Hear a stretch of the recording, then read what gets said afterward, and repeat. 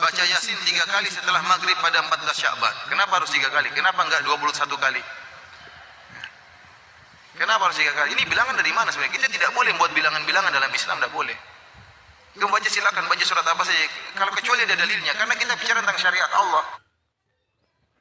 Atas dasar apa Anda mengatakan bahwa tidak boleh membuat bilangan-bilangan di dalam membaca Al-Quran? Silakan Yasin 3 kali, itu nggak boleh. Atas dasar apa Anda mengatakan seperti itu? Dalilnya mana? Dalil pelarangan membaca surah Yasin sebanyak 3 kali. Dalilnya mana? Kami itu tidak membatasi dan tidak membataskan orang-orang untuk hanya membaca surah Yasin sebanyak 3 kali, enggak. Al-Quran itu 30 juz. Kami baca itu semuanya, bukan hanya Yasin. Nah, terus kemudian kenapa di dalam nisfu Sa'ban itu membaca Yasin 3 kali, hanya membaca Yasin 3 kali? Ya nanti di samping karena keutamaan surah Yasin, walaupun surah-surah yang lain itu juga memiliki keutamaan seperti surah Al-Baqarah, Al-Waqi'ah, ya kan?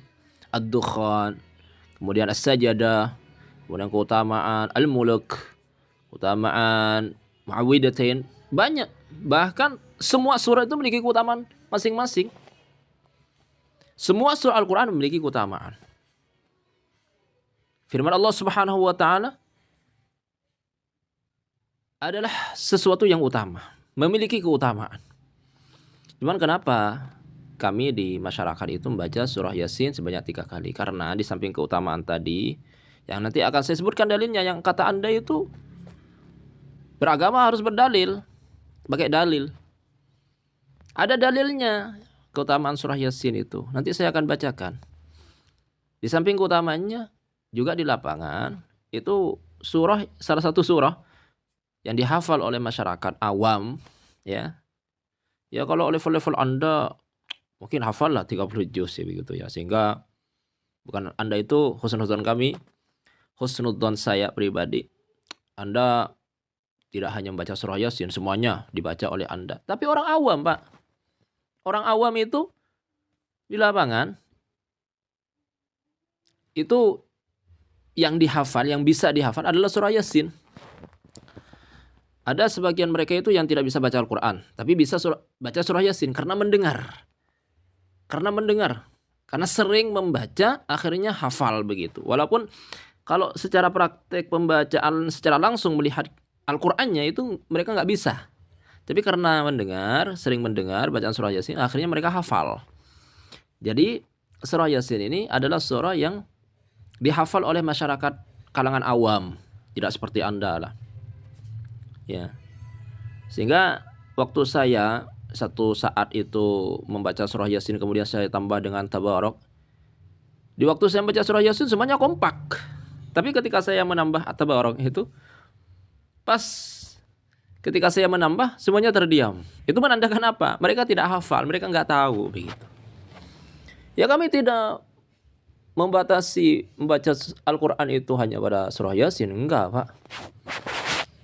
Al-Quran itu kami baca, apalagi di bulan Ramadan itu. Ya, alasan tadi itu kenapa hanya surah Yasin yang dibaca begitu.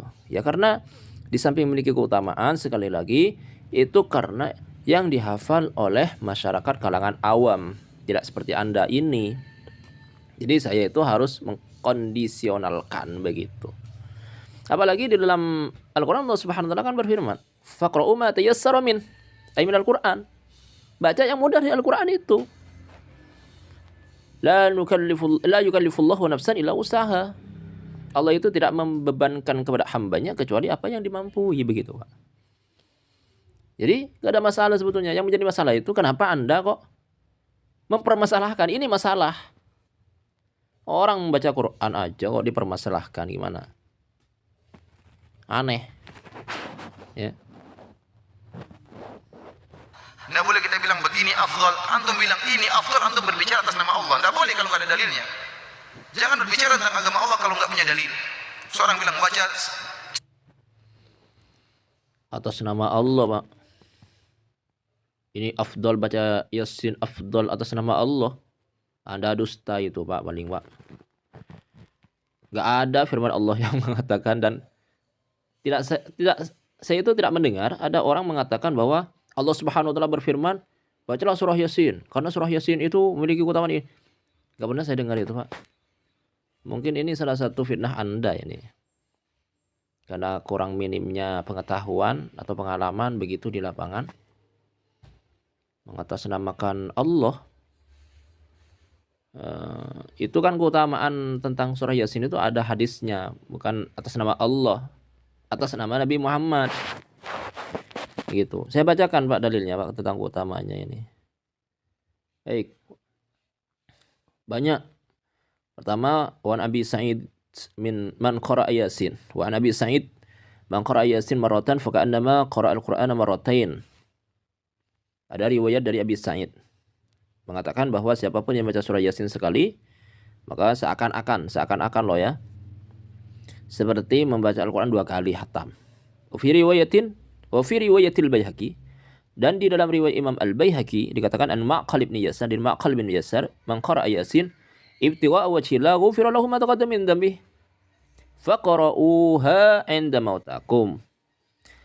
Ada riwayat Imam Baihaqi dari Ma'qal bin Yasar, siapapun yang membaca Yasin mengharap keridhaan Allah, ikhlas semata-mata karena Allah, maka dosanya yang lalu akan diampuni oleh Allah. Maka kata Nabi, faqra'uha inda mautakum, maka karena keutamaan ada pengampunan dosa itu, dan yang paling mengharap untuk mendapatkan ampunan Allah adalah orang yang mati, maka kata Nabi, bacalah surah Yasin itu kepada orang-orang yang mati di antara kalian.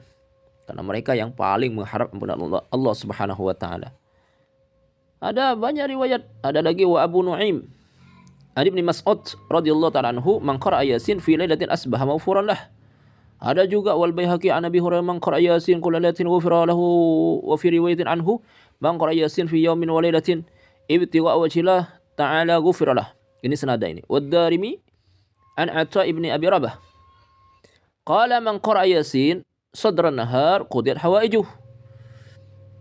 Ini ada riwayat dari Atha bin Abi Rabah, dia mengatakan apa? Barang siapa yang membaca Yasin di permulaan siang, maka hajat-hajatnya akan ditunaikan oleh Allah Subhanahu wa taala. Banyak sekali keutamaan tentang surah Yasin. Ya, walaupun kami tidak meniadakan tentang keutamaan surah yang lain seperti keutamaan surah Al-Baqarah seperti yang Anda katakan, memang betul. Tapi kalau orang awam Pak suruh baca Al-Baqarah, wah, sudah mulai saja mereka sudah gelisah itu Pak keadaannya. Badannya sudah gelisah. Mendengar kata alif lam mim saja sudah gelisah. Atau mendengar ucapan imam mereka atau ulama mereka, ustadz mereka, kami nanti kita akan membaca surah Al-Baqarah, itu sudah berat rasanya bagi mereka itu.